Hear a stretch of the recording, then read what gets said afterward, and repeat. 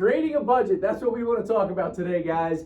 Neil, how important is a budget and why is it so important when trying to qualify to buy a house? Well, first I have to start off, we all hate a budget. We all hate to sit down there and write what we make and what we spend. We're scared of it because most of us, me included, spend more than you make. Budgeting is like exercising. Nobody likes doing it. They just like the end result. Right.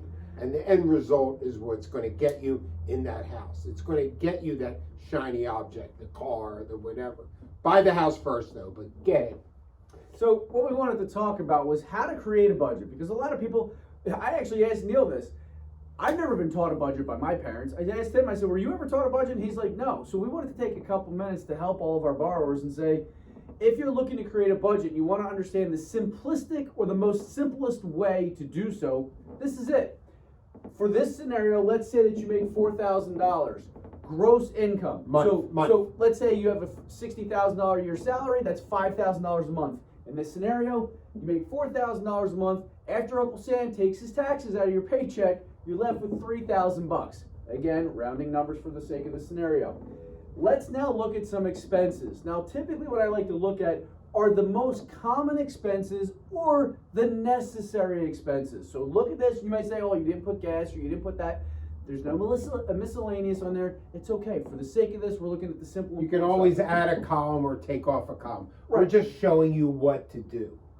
Let's just say you have rent, $1,500. Your rent may be $900. It may be $2,000. It depends.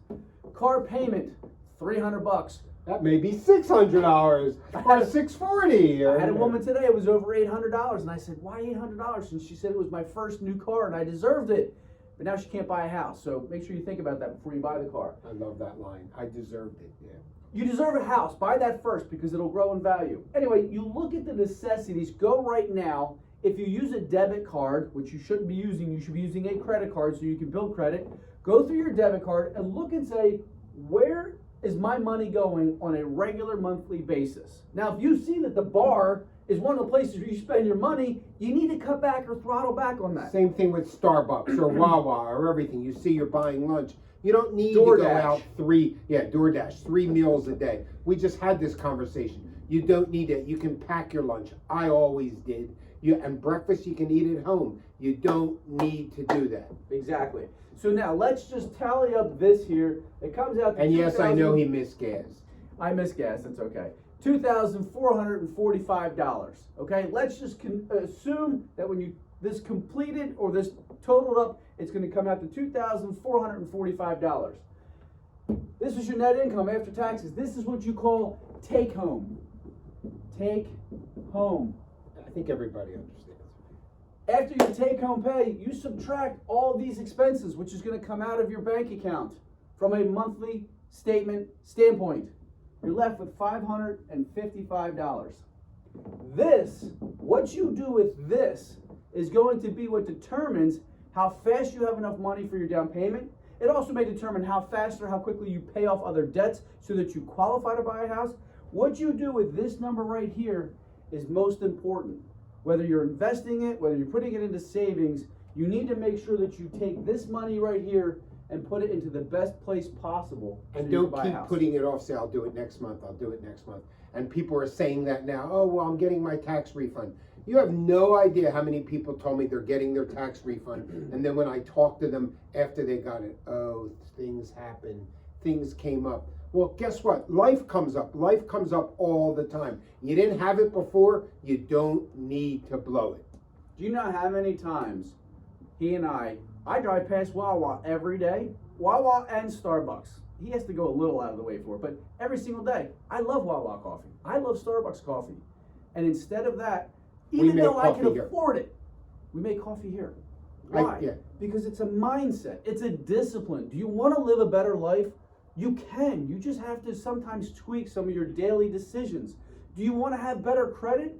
Sure. Simple. Don't spend money that you don't have. Don't buy things on a credit card that's going to cost you 17% interest the next month because you didn't pay it in full. If you pay it in full, that's fine, as long as you're still taking this money and putting it into savings.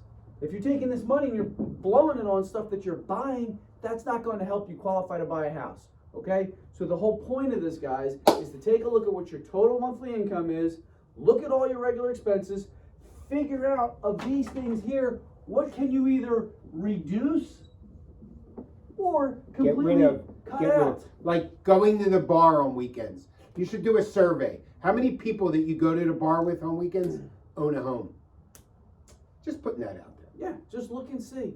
And just figure out who do you really want We're to live driving with. a new fancy car. What's more important? I'd rather have that big house because the next pandemic, I don't care if I'm stuck in my house. That's a true statement, guys. We've had a lot of people have said that, especially now because there's some parts of Pennsylvania and major cities where they don't want to live there anymore because it's getting really rough. It's getting very aggressive, and there's a lot of violence taking place. Can't tell you how many people have called us to move out. So when you're looking to buy a house, when you're looking to buy a bigger house, a new house, your dream house, it's always good to take a look at your budget and say, what can I do differently? What can I do better so that I can live a little bit better? How can I change my life for the best? Yep. That's it. So, hope you guys found this very helpful. If you have any questions with regards to a budget, let us know. Give us a quick call. We'll help you out. One of the things that we learned today was that we're very hands-on. That's what a couple people have said to us.